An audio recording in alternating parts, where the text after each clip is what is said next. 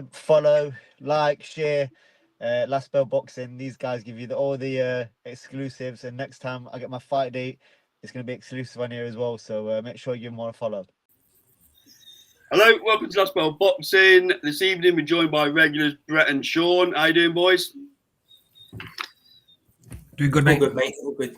So this one, if it hasn't been officially announced, is the worst kept secret in boxing because we know it's on its way. What a great fight this is. Penciled in for the May the 9th, we understand. Wardley versus Dubois. You've got to give these boys props, especially Wardley. First defense of his world title, and he's jumping in with Daniel Dubois.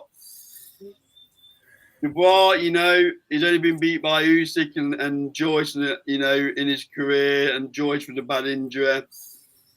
Dubois got some bollocks on him, and that might cost me reviews on this channel video, but never mind. He's got some bollocks on him, and he's jumping with Daniel Dubois. So I'll come to you first, Brett. Early indication, because we'll visit this again, no doubt, but just quickly, at this early stage, how do you see this one playing out? Because they're not going to have to go looking for each other, are they? It's crazy. It's crazy to. I mean, obviously, Wardley's in a position now where he shouldn't and couldn't really say no to anybody. But like you said, Wardley has gloves, will fight. Yeah. Any and all takers. The scary part is that we continually write this man off, don't we? We continually write this man off, and he gets the job done. I think he. I couldn't see him beating Joe Parker, you know, at all. If you'd have made me bet a lot of money on that, if you'd have backed me into the corner and made me bet a lot of money on that, I'd have lost a lot of money on that fight, because the pedigree of Parker versus what we believe to be the pedigree of Wardley, you just can't see any other thing going. And then he's found a way once again. The thing is that it would be fair to say that Dubois is the biggest puncher that he's ever been in with. So now we've got to find out what he's like when he really gets those whiskers tested. He's been outboxed, Wardley, and he's found the killer punch. What's he going to be like now when Daniel Dubois gets to him? I mean, I almost feel like, and this is harsh, and I expect both of you to slam me, so please do. But I almost feel like Dubois is really lucky to be getting another shot. No, I don't think that's too wide a mark. I'd agree with that. Okay, good. Because I've kind of been struggling with it, Carl. I mean, I'm not struggling with it. I'm just like, it's probably left a bit of bad taste in my mouth, the whole Don Charles split. Then he's back with him again. The dad scenario of the party before the big fight. It's left a bit of a bad taste in my, and it shouldn't, because what he did to AJ was absolutely phenomenal. And also, Brett, sorry jumping, but jumping in the ring when Usyk was celebrating his victory again didn't look great, did it? And he got taught a lesson for that one, didn't he? Let's have it right.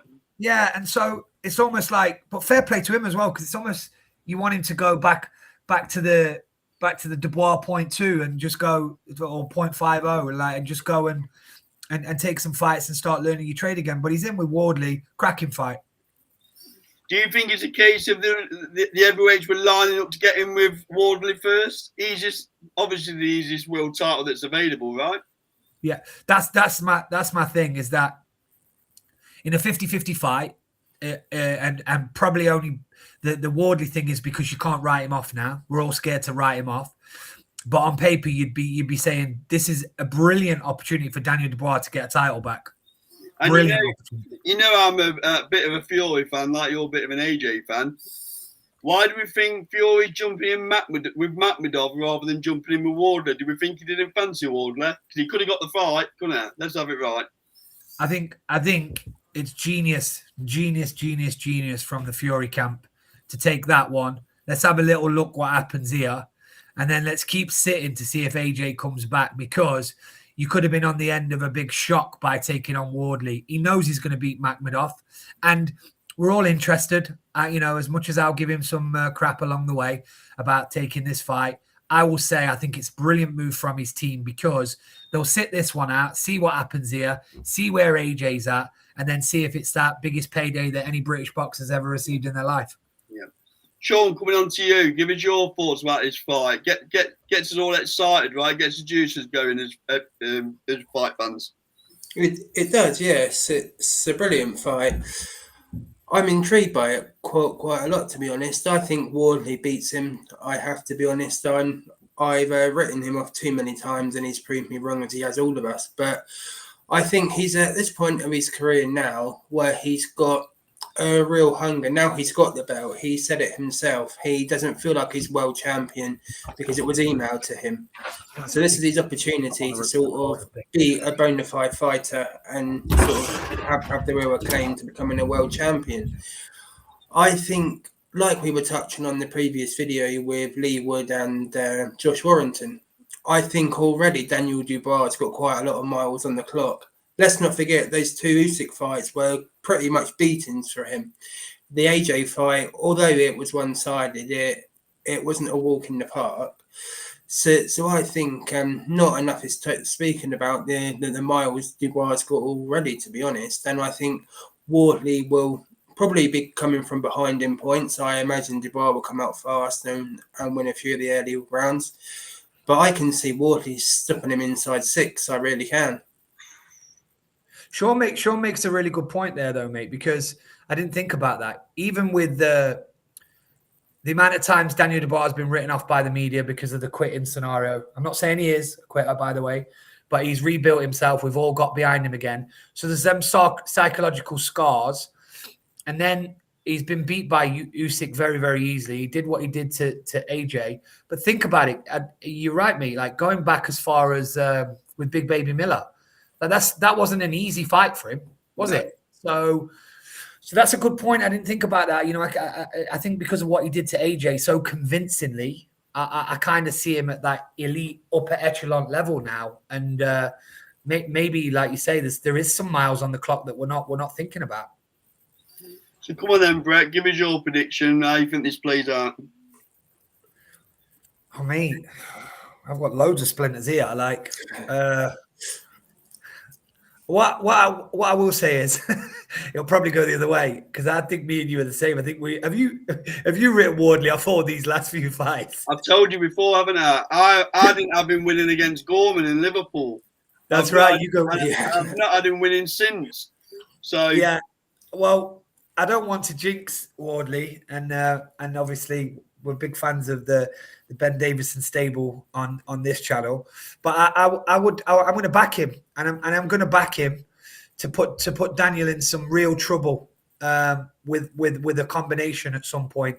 And I don't see Daniel going to sleep, but I see maybe middle to early late rounds.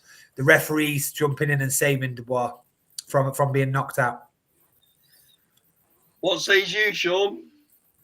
Yeah, I already said I think Wardley potentially stops him inside 6. I just thought I'd give you another chance to say something different. Yeah. I'm not endorsing gambling on this channel, but if you're thinking that, Sean, I think you're going to get some good odds. So I'll be getting online and having a look. I'm sticking with Dubois. I think Dubois. One thing about Wardley is not difficult to find or is not difficult to land on, and this guy is a serious puncher. People say his jabs is really, really strong as well. Yeah. So I think he'll get Wardley going.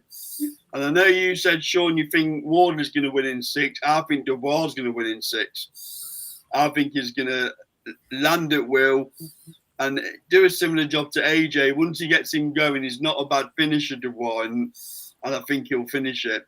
So, you think he'll jump on him like he did AJ? Do you think that'll be the tactics to jump on him? Yeah, I think I just think Dubois is a better fighter. I think he's a better fighter. I think Wardley. I mean, I've been saying this for the best part of 2 years, but there's a ceiling to him, and Justice Honey just reinforced my views. Really, Justice Honey should have really beat him that night. Let's have it right. If he'd have stayed out of trouble, he'd have beat him convincingly.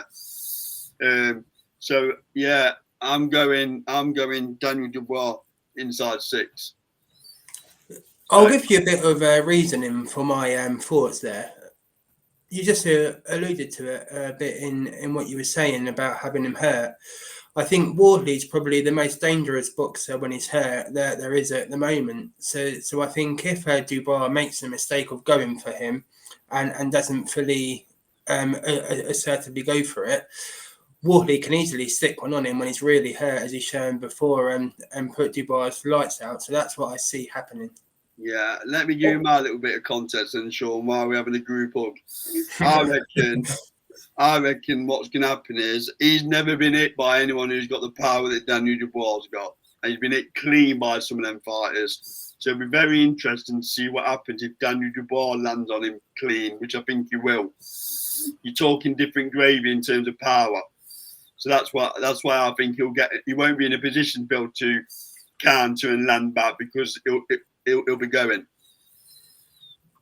We'll put another scenario into it. Like, what about if he does what he did to Fraser? I know there's levels, by the way, but if he goes after him and catches him early as well, if he don't wait to receive that power, maybe the tactics is go after him first round, put your combinations together, and try and put the seed of doubt into Daniel Dubois. Only because Daniel Dubois is the thinker. He's the boxing man's thinker, isn't he? So and a slow starter, so that won't be a bad tactic. He's renowned as a slow starter, isn't there? So he might have a 2-round window to jump on him.